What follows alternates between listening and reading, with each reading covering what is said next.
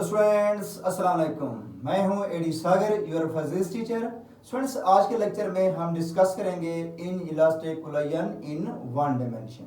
अब देखें स्टूडेंट्स, इससे पहले हमने टॉपिक एक पढ़ा था elastic collision in one dimension. Elastic collision होती क्या है?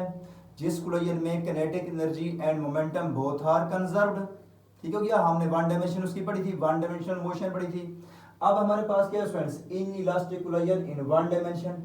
इन इलास्टिक कोलिजन का मतलब क्या होता है? The collision in which momentum is conserved but kinetic energy is not conserved. जिसमें मोमेंटम तो कंजर्व्ड रहता है लेकिन काइनेटिक एनर्जी कंजर्व्ड नहीं रहती। इसका मतलब ये है कि बिफोर कोलिजन और आफ्टर कोलिजन, इस केस में आपके पास मोमेंटम क्या होगा? सेम। अब काइनेटिक एनर्जी अगर मेजरमेंट करें कि बिफोर कोलिजन काइनेटिक एनर्जी और आफ्टर कोलिजन क्या आ जाएंगी? डिफरेंट आ जाएंगी। आफ्टर कोलिजन जो काइनेटिक एनर्जी होगी वो लेस होगी, कम होगी, डिफरेंट होगी बिफोर कोलिजन। तो स्टूडेंट्स, इस कोलिजन में हम देखेंगे कि in elastic collision one dimension कैसे है। अब देखिए स्टूडेंट्स, सपोज यहां पर आप सबसे पहले देखें, डायग्राम ड्रा करें। एक आपके पास बॉडी है, इस बॉडी की मास m1 है और इसी लाइन के लॉन्ग एक और बॉडी है जिसकी मास m2 है और ये बॉडी मूव कर रहा है विद वेलोसिटी v1 और ये मूव कर रहा है v2। अब देखिए स्टूडेंट्स, यहां पर लिखता हूं if v1 greater than the v2। अगर स्टूडेंट्स आपके पास वेलोसिटी v1 वेलोसिटी v2 से ग्रेटर है तो आपके पास जो बॉडी m1 है जाकर m2 को हिट कर जाएगा। तो हम ये कह सकते हैं कि ये आपके पास जो m1 है ये प्रोजेक्टाइल है। ठीक हो गया, ये क्या है? प्रोजेक्टाइल है और जिसके ऊपर जाकर ये हिट होता है तो वो क्या है? आपके पास टारगेट है। ठीक हो गया, तो v1 ग्रेटर देन v2 थी तो इसकी स्पीड ज्यादा है v2 से, तो ये जाकर उसको हिट करेगा। तो ये जाकर हिट कर रहा है इस बॉडी को, तो इसका मतलब है ये बॉडी टारगेट है, ये बॉडी क्या है? प्रोजेक्टाइल है। ये तो थी आपके पास बिफोर कोलिजन। कोलिजन के बाद क्या हुआ है? ठीक है, ये आपके पास क्या है? Before collision. देन आपके पास आफ्टर कोलिजन क्या होगा? आफ्टर कोलिजन स्टूडेंट्स ये होता है कि आफ्टर कोलिजन ये दोनों बॉडीज आपस में क्या हो जाते हैं? स्टिक हो जाते हैं, कंबाइन हो जाते हैं, मर्ज हो जाते हैं। जब ये बॉडी जाकर इसको हिट करता है ये दोनों कंबाइंड हो जाते हैं, एक दूसरे के अंदर स्टिक हो जाते हैं और कंबाइंड वेलोसिटी से चलते हैं। तो आप देखें स्टूडेंट्स, इसके बाद ये दो बॉडी आपस में इस तरह ये कंबाइन हो गए हैं, एक दूसरे के ऊपर आ गए हैं कि अब इनकी जो कंबाइंड वेलोसिटी होगी और इनकी कंबाइंड मास होगी, इसकी m1 इसकी मास m2। जब ये कंबाइन हो जाएंगे इन दोनों की कंबाइंड मास, दोनों का क्या होगा? सम। अब ये जो मूव करेगा तो वेलोसिटी किससे मूव करेगा? vf से मूव कर रहा होगा, फाइनल वेलोसिटी vf लिख देंगे आप। क्लियर? अब देखिए स्टूडेंट, ये बिफोर कोलिजन, कोलिजन से दोनों बॉडी पहले सेपरेट थे, कोलाइड होने के बाद एक दूसरे के अंदर क्या हो गए? स्टिक हो गए हैं, मर्ज हो गए हैं, तो उनकी मैसेज ऐड हो जाएंगी। तो इसलिए लिखूंगा m1 प्लस m2। क्लियर हो गया? अब देखिए स्टूडेंट्स, इस पूरी डायग्राम को मैं वर्डिंग में लिखता हूँ, इसको एक्सप्लेनेशन में लिखता हूँ। तो कैसे लिखूंगा? यहाँ पर लिखता हूँ मैं, consider are two bodies of mass m1 and m2 moving with velocity v1 and v2। अब यहाँ पे लिखता हूँ consider two bodies of masses m1 and m2 are moving with velocities v1 and v2। then after collision, पहले इससे लिख लें आप, if v1 is greater than v2 then m1 will hit the m2। तो m1 क्या करेगा? m2 को hit करेगा। अब देखिए students, then we can say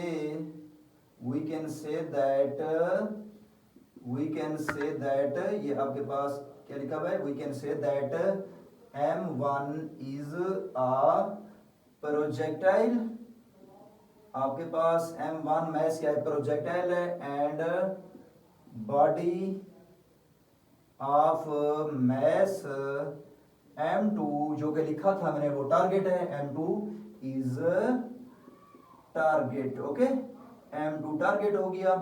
अब देखें students, then after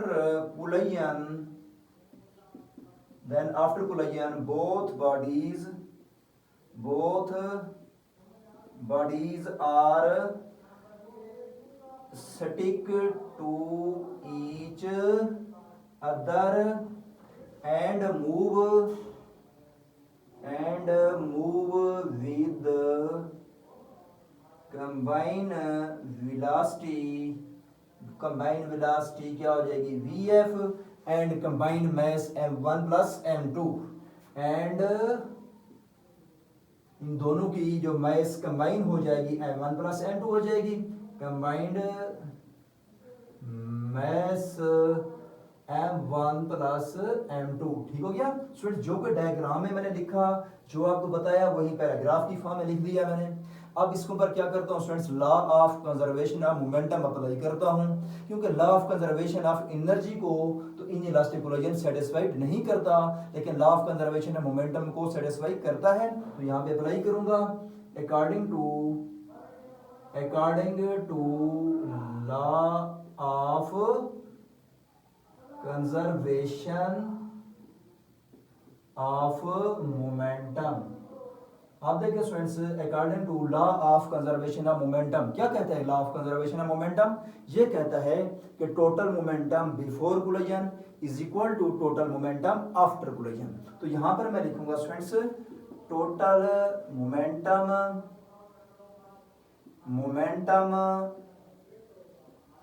before collision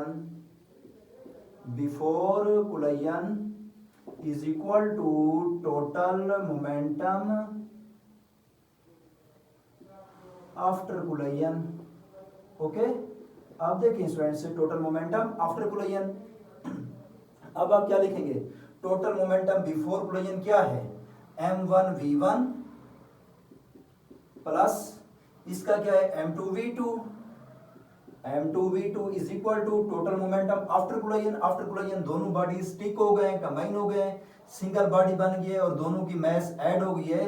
क्या है आपके पास m1 प्लस m2, और दोनों की जो कॉमन वेलोसिटी होगी वो vf होगी। अब यहाँ पर मैं vf, ठीक हो गया, लिख दूंगा साथ। अब देखिए स्टूडेंट्स, क्योंकि आपके पास मोमेंटम होता है the product of mass and velocity, क्योंकि मैस तो कंबाइन होकर सिंगल मैस बन गई m1 प्लस m2, और इन दोनों की वेलोसिटी की जो सेम होगी वो फाइनल वेलोसिटी लिख देता हूं इसको मैं vf से। अब m1 प्लस m2 क्या हो रहा है, मल्टीपल, तो इस साइड पे अगर डिवाइड हो जाएगा, क्योंकि हमने फाइनल वेलोसिटी निकालनी है आफ्टर कोलिजन। ठीक हो गया, इसकी फाइनल वेलोसिटी vf कितनी है, तो vf इज इक्वल टू क्या बनेगा, vf इज इक्वल टू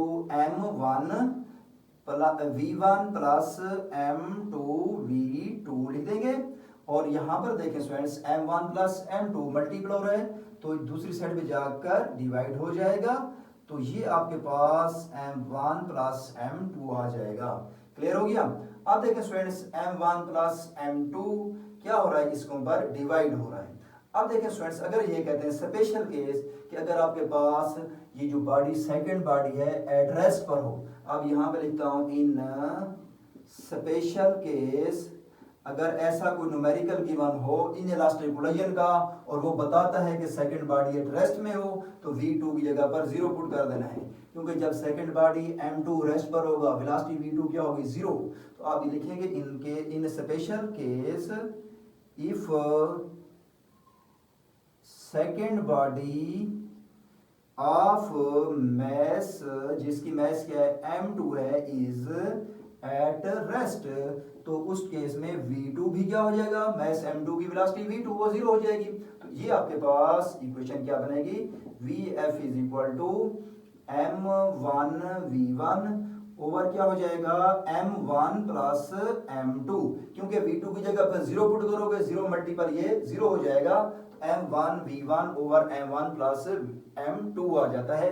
ये स्टूडेंट्स आपके पास क्या आ गई है, वेलोसिटी आ गई है, फाइनल वेलोसिटी। इसका मतलब ये है कि आपके पास अगर ये बॉडी रेस्ट में होगा तो आपके पास फाइनल वेलोसिटी कम आएगी। पहले फाइनल वेलोसिटी ये थी, अगर आपके पास क्या कहा है, ये बॉडी रेस्ट पर हो तो फाइनल वेलोसिटी कम हो जाएगी। कितनी कम हो गई? At the ratio of mass ratio m1/m1 plus m2। इसका मतलब ये है, so in this case final velocity will be reduced by mass ratio